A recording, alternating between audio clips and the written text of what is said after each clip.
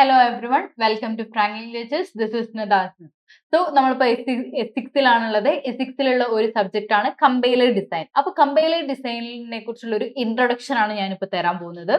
So നമ്മുടെ ഈ compiler design എന്ന് പറയുന്ന സമയത്ത് നമ്മളുടെ ഒരു 4 ക്രെഡിറ്റ് ഉള്ള ഒരു സബ്ജക്റ്റ് ആണ്. ഇതെന്താണ് 4 ക്രെഡിറ്റ് ഉള്ള ഒരു സബ്ജക്റ്റ് ആണ്.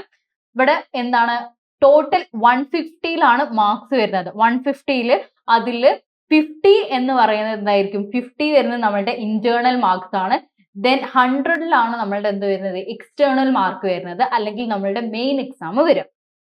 ദെൻ ഈ മെയിൻ എക്സാം എന്ന് പറയുന്ന സമയത്ത് അവിടെ 3 hours ആണ് അതിന്റെ ഡ്യൂറേഷൻ എന്ന് പറയുന്നത്.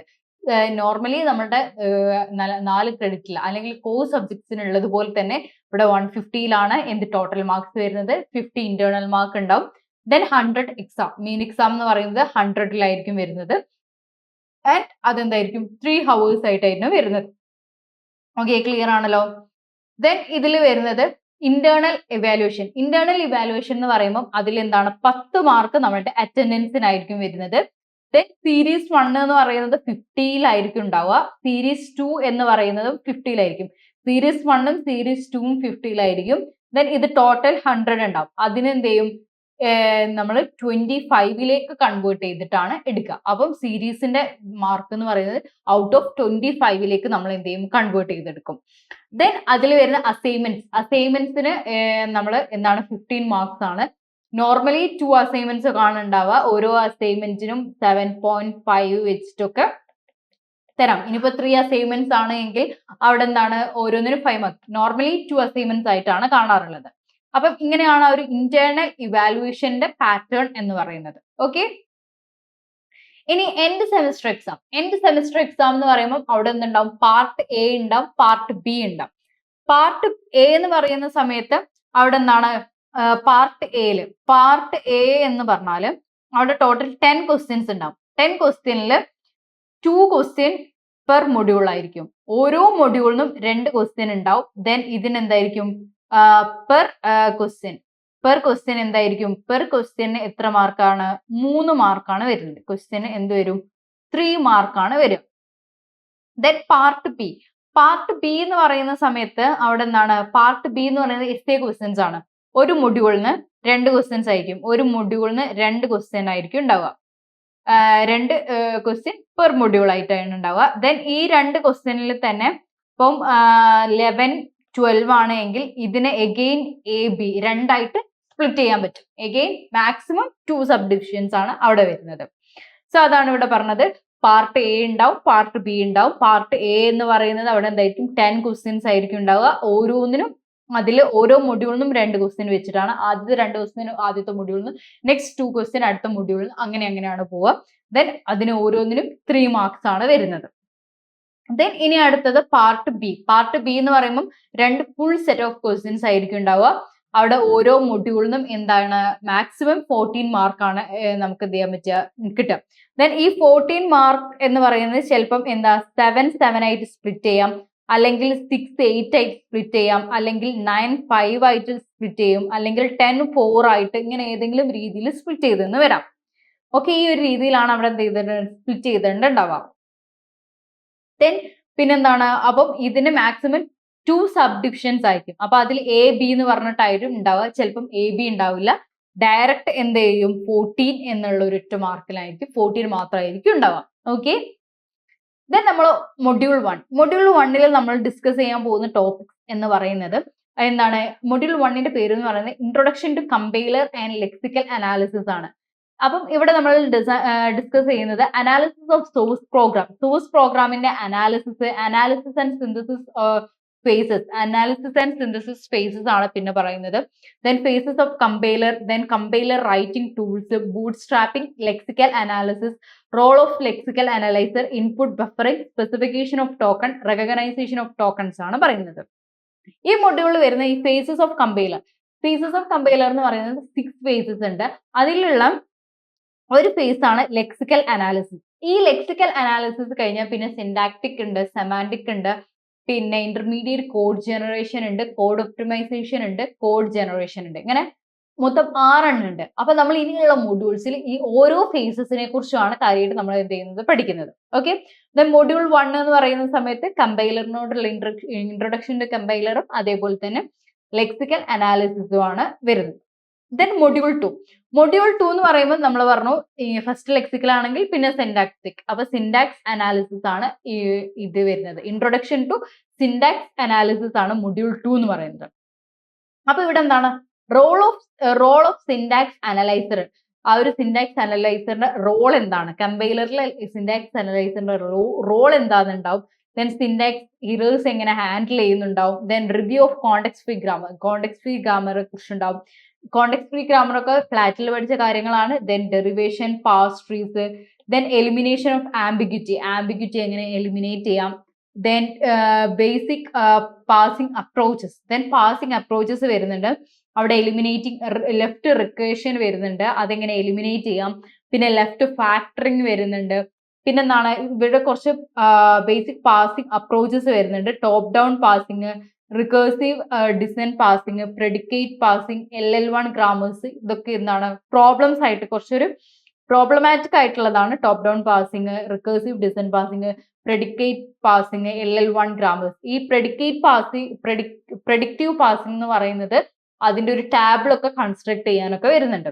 ഓക്കെ, ദെൻ ഇനി അടുത്തത് മൊഡ്യൂൾ 3 എന്ന് പറയുന്നത് അതൊരു ബോട്ടം അപ്പ് പാസിംഗ് ആണ് ഇവിടെ പറയുന്നത്. അവിടെ ഹാൻഡിൽ പ്രൂണിങ്ങിനെ കുറിച്ച് പറയുന്നുണ്ട്.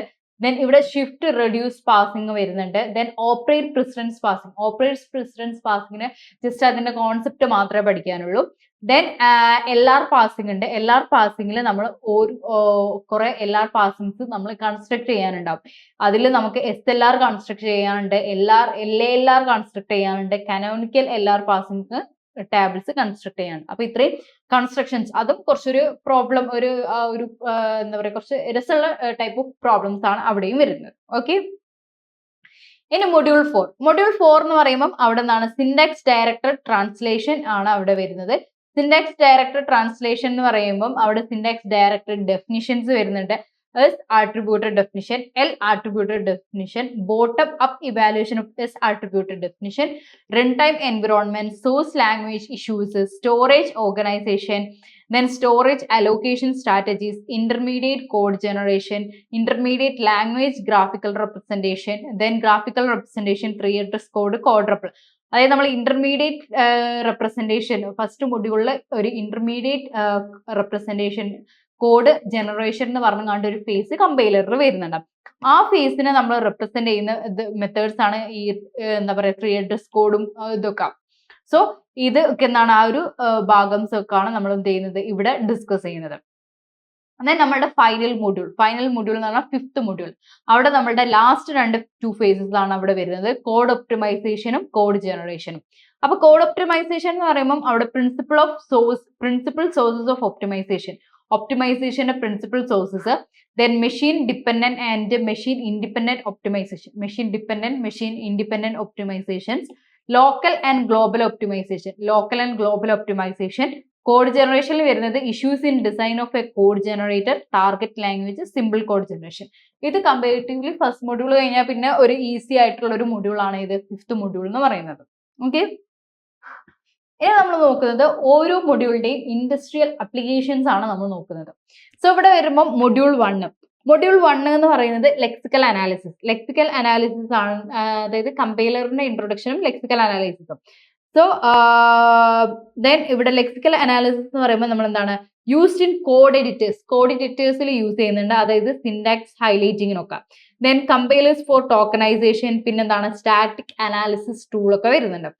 ദെൻ മൊഡ്യൂൾ 2 എന്ന് പറയുമ്പോൾ അവിടെ സിൻടാക്സ് അനാലിസിസ് ആണ്. സിൻടാക്സ് അനാലിസിസ് എന്ന് പറയുമ്പോൾ അവിടെ എന്താണ് used in program language parsers ഒക്കെ ആണ് അവിടെ വരുന്നത്. Then SQL query parsing in database, then browsing എൻജിൻസിലൊക്കെ യൂസ് ചെയ്യും. ദെൻ ബോട്ടം അപ്പ് പാസിംഗ് എന്ന് പറയുന്നത് GCC LLVM കമ്പൈലേഴ്സിൽ യൂസ് ചെയ്യും. പിന്നെ പ്രോട്ടോകോൾ മെസ്സേജ് പാസസ്, അതായത് XML JSON-ലൊക്കെ വരും. കമ്പൈലർ ലാംഗ്വേജ് പ്രോസസ്സിങ്ങിനൊക്കെ വരും. ദെൻ മൊഡ്യൂൾ 4 എന്ന് പറയുമ്പോൾ അവിടെ syntax directed translation and intermediate code generation ആണ്. ദെൻ അവിടെ എന്താണ് JVM .NET യൂസ് ചെയ്യുന്നുണ്ട്, byte code generation, embedded system, run time environments, game engines, അങ്ങനത്തെ കാര്യങ്ങളൊക്കെയാണ് വരുന്നത്. Then code optimisation and code generation. Code optimisation and code generation എന്ന് പറയുന്ന സമയത്ത് ഓക്കെ, ഇവിടെ code optimisation and code generation എന്ന് പറയുമ്പോൾ യൂസ്ഡ് ഇൻ OS ഡെവലപ്മെന്റിൽ യൂസ് ചെയ്യുന്നുണ്ട്, ഹൈ പെർഫോമൻസ് കമ്പ്യൂട്ടേഷൻ യൂസ് ചെയ്യുന്നുണ്ട്, then ML frameworks, performance optimised mobile, IoT apps, ഇത്രയും ഇതിലാണ് ആ ഒരു ഇൻഡസ്ട്രിയൽ ആപ്ലിക്കേഷൻ എന്ന് പറയുന്നത്. അപ്പൊ ഇത്രയൊക്കെയാണ് നമ്മളുടെ ഈ ഒരു സബ്ജക്റ്റിന്റെ ഇൻട്രൊഡക്ഷൻ എന്ന് പറയുന്നത്. അപ്പം കുറച്ച് ശ്രദ്ധിച്ചാൽ നല്ലൊരു നമുക്ക് എന്താ പറയാ ക്രാക്ക് ചെയ്യാൻ പറ്റിയ ഒരു സബ്ജക്റ്റ് തന്നെയാണ്. സോ നമ്മൾ ഇതിലുള്ള കാര്യങ്ങൾ വെച്ചിട്ട് നമുക്ക് നെക്സ്റ്റ് ഇയർ ഒരു ലാബ് വരുന്നുണ്ട്, കമ്പൈലറിന്റെ ലാബ് വരുന്നുണ്ട്. സോ ഇതിലുള്ള ഓരോ കാര്യങ്ങളും അറിഞ്ഞിരിക്കുക, പഠിച്ചിരിക്കുക. ഇത് then this subject have a little base with നമ്മളുടെ എന്താണ് ഫ്ലാറ്റുമായിട്ട് ചെറിയൊരു കണക്ഷൻ വരുന്നുണ്ട്. സോ ഫ്ലാറ്റിലുള്ള റെഗുലർ എക്സ്പ്രഷൻ, ഫ്ലാറ്റിൽ പഠിച്ച കുറച്ച് കോൺസെപ്റ്റ് നമ്മൾ ഇവിടെയും പഠിക്കുന്നുണ്ട്. ഈ കോണ്ടെക്സ്റ്റ് ഫ്രീ ഗ്രാമേഴ്സ് ഒക്കെ ഫ്ലാറ്റിൽ പഠിച്ചതാണ്. ആൻഡ് ഐ തിങ്ക് ഈ നമ്മളുടെ പാസിംഗ് അല്ല,